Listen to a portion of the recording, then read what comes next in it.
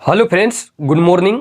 आप सब कैसे हैं? मैं आशा करता हूं कि आप सब अच्छे होंगे और आप सबका पढ़ाई भी सही से चल रहा होगा।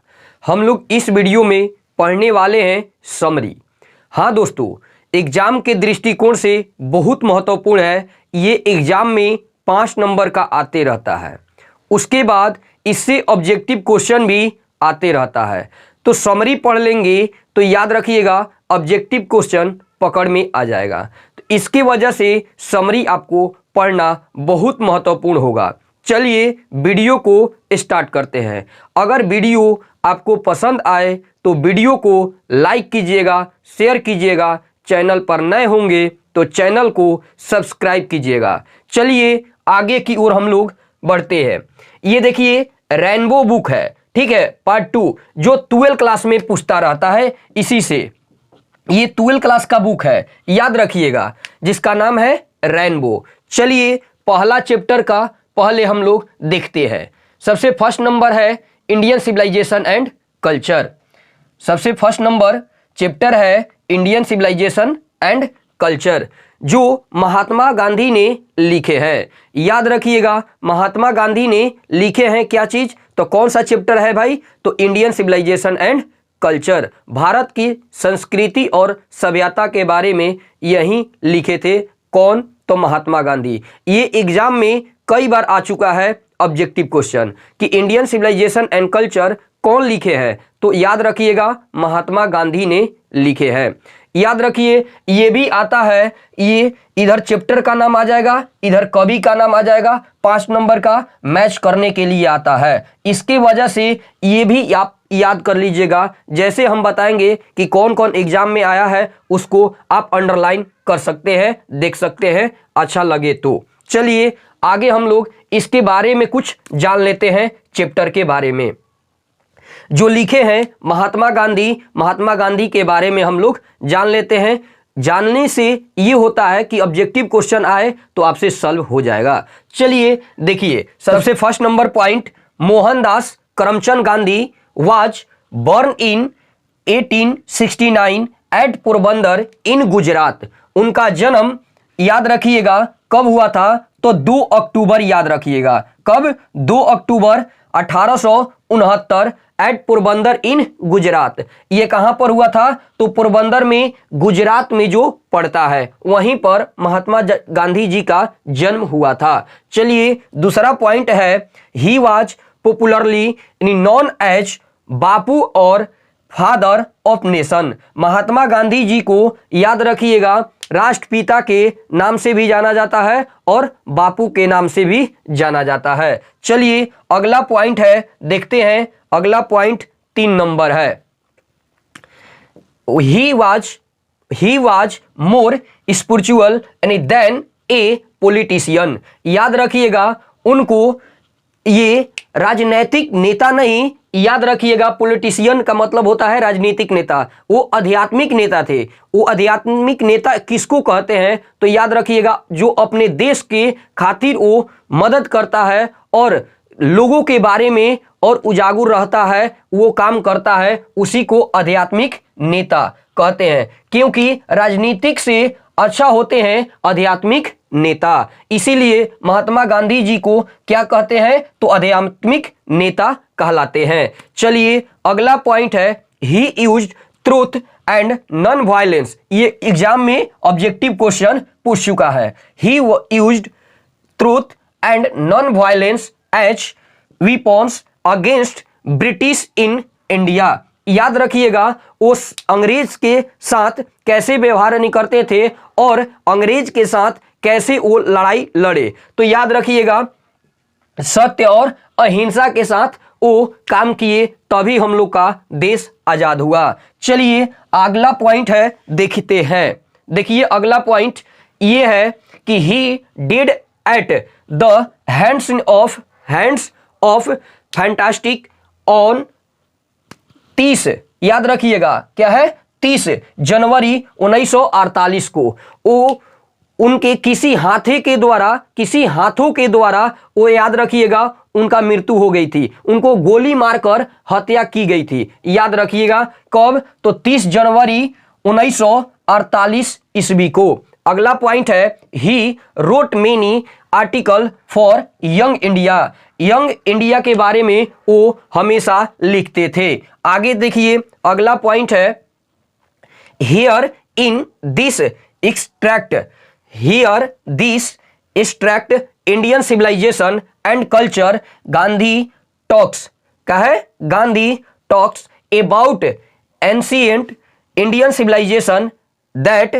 एलिवेंट द मोरल बींग्स। याद रखिएगा इंडियन सिविलाइजेशन एंड कल्चर यही लिखे हैं, कौन लिखे हैं तो महात्मा गांधी ने लिखे हैं। सत्य और अहिंसा के साथ ही चलते थे, इसकी वजह से वही चैप्टर लिखे हैं इंडियन सिविलाइजेशन एंड कल्चर, जो भारत की संस्कृति और सभ्यता है। अब इसके बाद हम लोग समरी को देख लेते हैं। चलिए देखते हैं समरी को।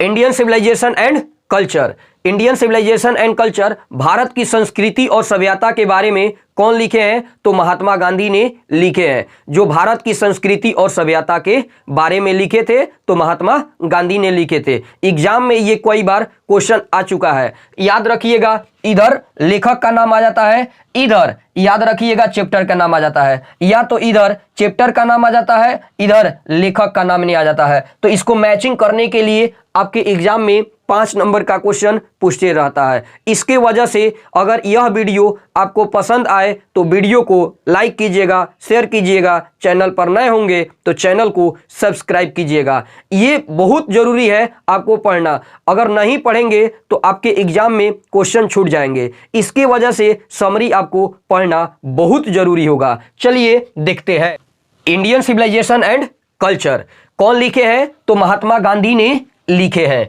इंडियन सिविलाइजेशन एंड कल्चर कौन लिखे हैं भाई तो महात्मा गांधी ने लिखे हैं, भारत की संस्कृति और सभ्यता के बारे में। यह भी ऑब्जेक्टिव क्वेश्चन आपके एग्जाम में पूछ चुका है, इसके वजह से इसको पढ़ना बहुत जरूरी है। देखिए कैसे कैसे ऑब्जेक्टिव क्वेश्चन पूछता है। चलिए स्टार्ट करते हैं। दिस एसे, याद रखिए ये भी क्वेश्चन आ चुका है।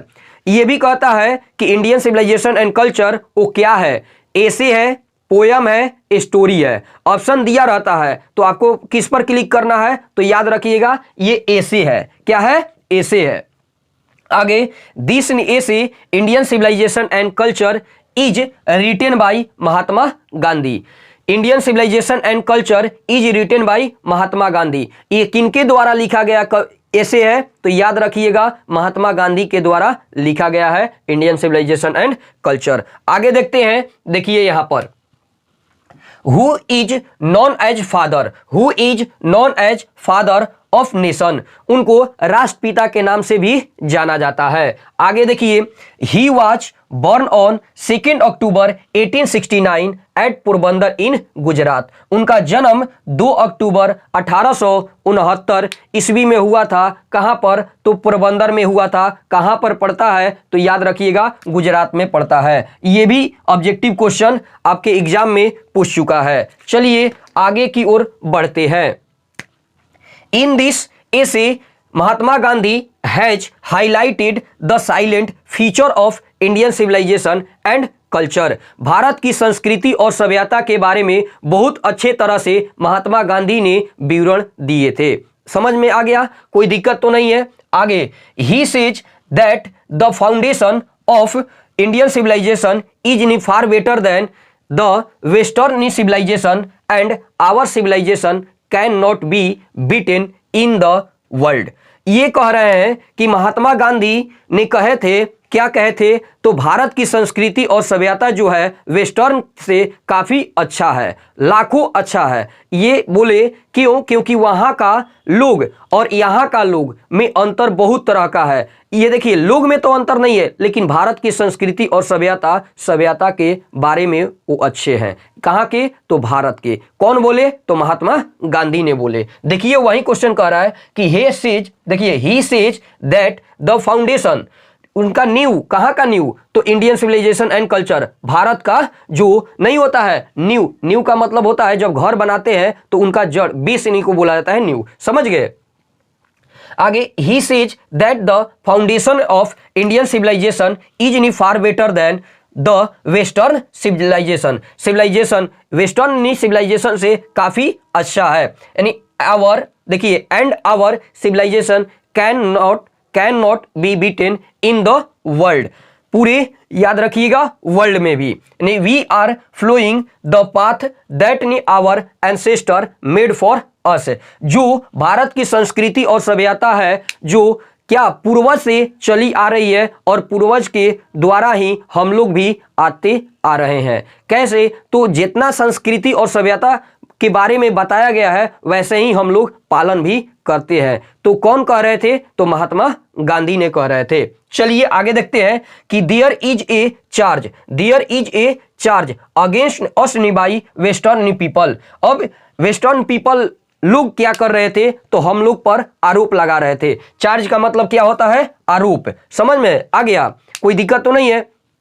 देखिए फिर से, यानी there is a charge against us by western people that we are ignorant and stolid, but Gandhi ji वो क्या कर रहे थे? तो याद रखिएगा इग्नोर नहीं कर रहे थे। कौन भाई? तो याद रखिएगा हम लोग। क्यों? क्योंकि वहां के लोग क्या कह रहे थे? वेस्टर्न के लोग नहीं कह रहे थे कि जो भारत की संस्कृति और सभ्यता है बहुत नहीं जान जाइए कि बेकार है, लेकिन महात्मा गांधी ने कह रहे थे कि नहीं, क्योंकि वो सब क्या कर रहे थे? तो याद रखिएगा आरोप लगा रहे थे। कैसे? क्योंकि वो सब बोल रहे थे कि बड़ा बेवकूफ हो, ठीक है, और अनपढ़ हो, ठीक है, और जान जाइए कि बहुत तरह का नहीं कुछ बात नहीं बोल रहे थे। इसके वजह से बोल रहे हैं महात्मा गांधी कि हम लोग देखिए, हम लोग क्या होते हैं ना कि भारत की संस्कृति और सभ्यता ऐसा नहीं परिपूर्ण नहीं बनाया गया है जो जान जाइए कि कहीं वर्ल्ड में भी नहीं ये भारत की संस्कृति और सभ्यता के मौजूद हो सकता है कोई, ठीक है। महात्मा गांधी ने इन्हीं के बारे में बताए थे। आगे देखिए फिर, बट गांधी जी